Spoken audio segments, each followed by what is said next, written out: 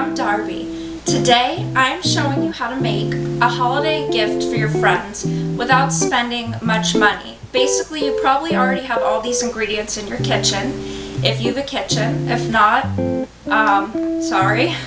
But today we are making Aunt Glennis's blonde brownies. I do not have an Aunt Glennis. This recipe is from the Lady and Sons Cookbook by Paula, Deen.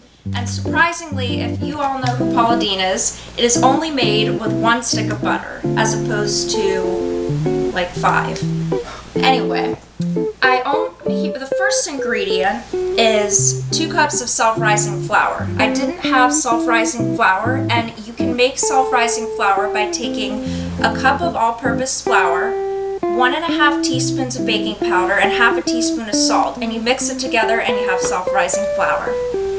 I also am using 16 ounces. I didn't have a 16-ounce box of brown sugar. So what I did was I measured out 2 cups, because there are 8 ounces in a cup, of brown sugar, firmly packed. You need 3 eggs, a stick of butter, a tablespoon of vanilla extract, and ½ a bag of chocolate chips, or more if you like it. Then, because it's the holidays, I crushed some peppermints with a mallet, which was really fun to do and was really messy, so it's in 3 different bags because each time the bag got a hole in it. Okay, so the first thing you want to do is take a 9 by 13 inch baking dish, and I put aluminum foil on it because it makes cleaning up easier, and I sprayed it with cooking spray, canola oil cooking spray. Don't use olive oil cooking spray because I don't know how it's going to affect the taste of your food. Then you preheat the oven to 375 degrees. My oven runs 50 degrees hotter than normal, so I'm preheating it to 325. Do not do this. Preheat it to 375. So I have beat together the butter and brown sugar, and now I'm going to add 3 eggs. Make sure you mix this slowly because you do not want sugar to go flying everywhere, or eggs all over yourself in your kitchen, although it would be funny. Not really when you're trying to make your friends a gift. So add the eggs. You can add them one at a time or plop them all in. I just put them all in there, and we'll just see what happens from here. So then you add the eggs and mix. It looks not appetizing yet, but it smells really good because it's brown sugar and butter. I mean, how can you not like it? And I used a combination of dark brown sugar and light brown sugar because it's what I had. The only difference between light and dark brown sugar is that dark brown sugar has more molasses getting the sides, and oh, it just shot out everywhere, but that's part of the fun of baking, is being messy. Okay, so once it looks like this, pretty, right? That means that it's ready for you to add the flour. When you add the flour, this is crucial. Add it very slowly, because I've had the experience where flour was all over me in the kitchen, and it's fun, but it's really not fun to try and get out of your clothes. So add a little at a time and mix it on the lowest speed. So even that might be too fast. Now I'm going to add a little bit at a time. Start with that. The bowl is spinning. Look at that. Would you just look at that? Now I'm making sure to mix the flour. Get everything incorporated, and I'll scrape down the bowl afterwards. I'm not dealing with that right now. Then I can add a little more. I don't really like to add it while I'm mixing because I feel like I could be really accident prone. And the batter's starting to get thicker. It's weird because in this recipe usually you add the vanilla with the eggs, but you add the vanilla after you add the flour. Okay, so once that is done mixing, you can start adding more. It's a long process. Now my mixer stopped. That's interesting.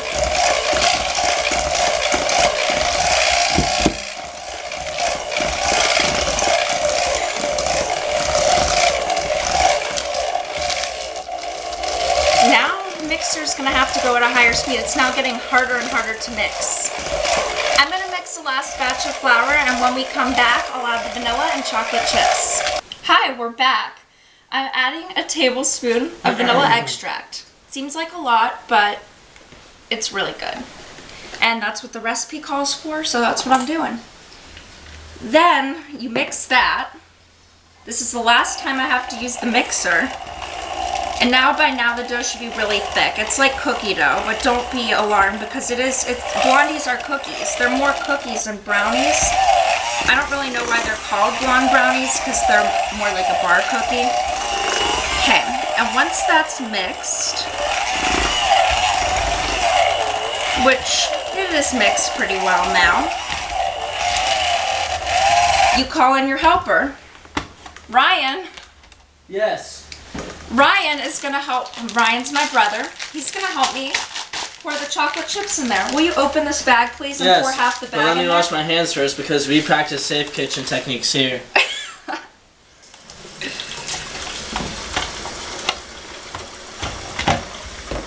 It's dish detergent soap, but it's fine. But it's okay. It's antibacterial. Yeah, that's right. I like your choice of paper towels. They have a nice design on them. They dry out my hands real nicely. Good.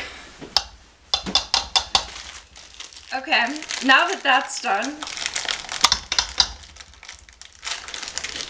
will you do the honors? The chips. Of adding the chips. The chips. Add half the... Well, look at the chips. Don't be stingy, just dump it in there. Just look at the chips. Half the bag or all the bag? What do you think? We'll mix all of it? Yeah, you're right. In this household, all of it. What about the household next door? The household next door, I don't even know if they bake. Wait, does this... A little more. Add a little more. They bake a little bit. How do you know?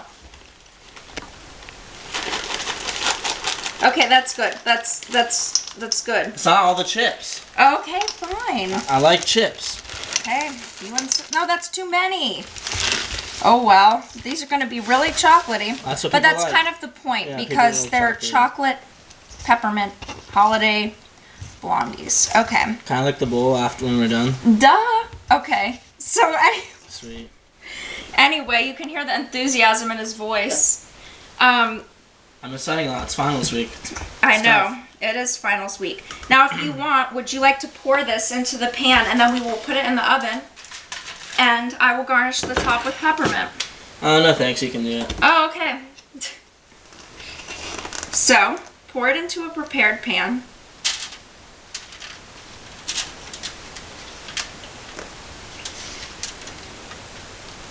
And I'll be back to garnish it with peppermint. So, as I said, I'm going to garnish the top of this with crushed peppermint. Some of the pieces are bigger than others, but that's okay. It gives it kind of a rustic quality. And it's a good thing for the holidays because a lot of times you think of all those chocolate mint combinations. That's one of my favorite holiday flavors. You could just pour it out like this. Really messily, goes on the floor, that's fine. Clean it up later. And voila, crushed peppermint. Okay, this is the finished product. Once this cools, you can cut it up. You could put it in a tin and give it to your friends, or you could just wrap it in cellophane and tie a ribbon on it. Like maybe you want to do red and white ribbons to mimic a candy cane.